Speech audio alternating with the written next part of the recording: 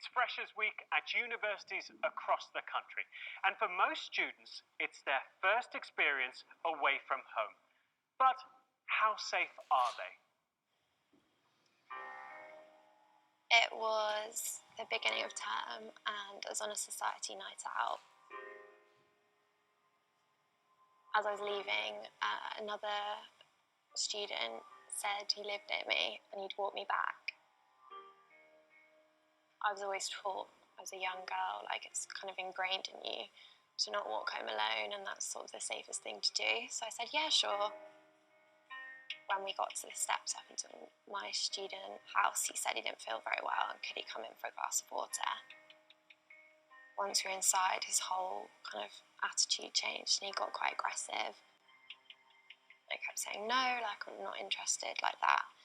And asking him to leave, and then he just got more and more aggressive the more times I asked. And then he kind of grabbed me by the arm and pushed me against the sofa, raped me, and then eventually left.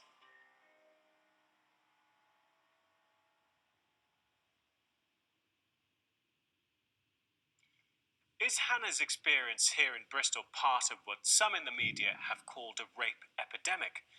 Well, we contacted 5 universities in the west of England to find out how many reports of sexual misconduct they had in the last academic year. And although the numbers are far from epidemic level, do they tell the whole truth? At the University of the West of England, there were 10 reported incidents. The University of Bristol had fewer than 5, as did the University of Gloucestershire. There were 9 at the University of Bath, but their neighbours, Bath Spa University, recorded no incidents at all. Figures show that the most likely victims of sexual assault are women aged between 16 and 24. So are university students any more at risk?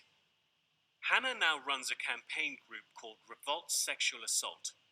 They spoke to 4,500 students from over 150 universities earlier this year, and their findings suggest the risk is greater. 8% of the people you interviewed on Revolt Sexual Assault said they had been raped, but the numbers that the universities have released are much lower. Why do you think that is? One of the things we found from our study that I think was the most sort of strong piece of evidence is how little people are reporting it. So of the people that said they experienced sexual violence, only 6% were reporting this to the universities. And if you put that alongside the fact that up until quite recently, and still a lot of institutions, there isn't a visible way to report it, or a policy, or specialised support in place. I remember looking at the Bristol website to see if there was sort of anything on there about what to do or like who I could speak to, and the only advice was to call the police. But when you're I knew I was going to have to see him all the time.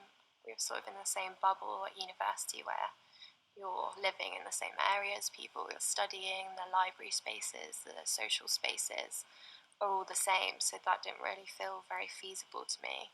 So I sort of suppressed what happened, didn't really tell anyone, and then just acted like normal until I graduated.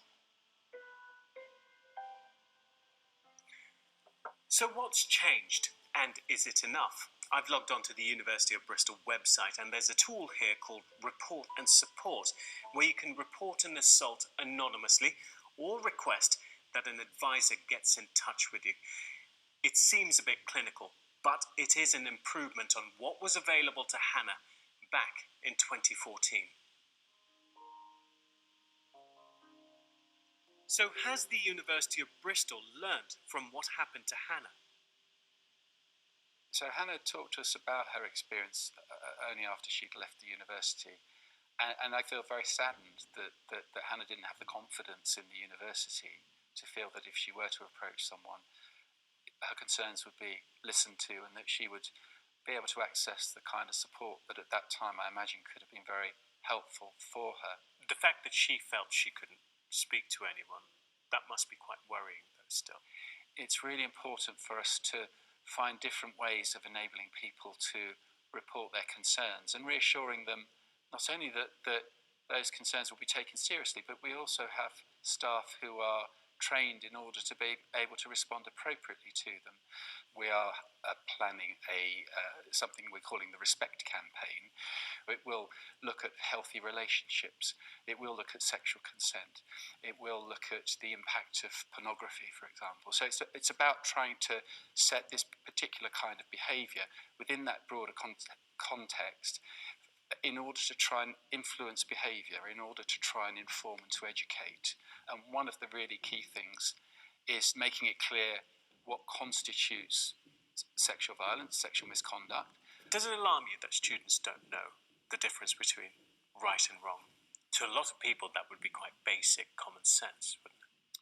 I can understand why you make that statement, but I think what I'm never failed to be struck by is how different people's common sense is in relation to the same issue.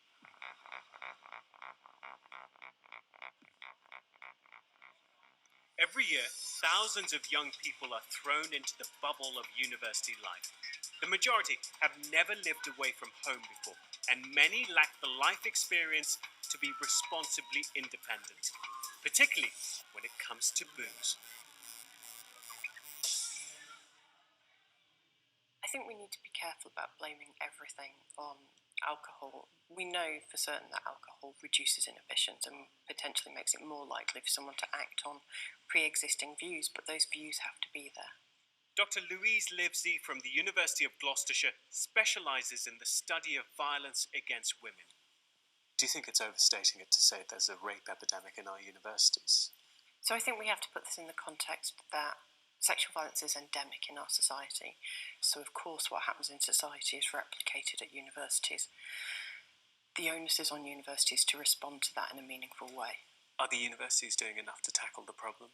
I think it's fair to say that universities have had decades where they have not thought about this issue, and then there was a period of 20-something years where the guidance to universities, the official guidance, said if it was an issue that could also constitute a crime, don't touch it, push it down the criminal justice system, which has left us with this legacy where institutions didn't listen to victims' voices, their procedures were incomprehensible, and they weren't drawing on specialist organisational support. All of those things are things that universities are now trying to do, and that's a great change.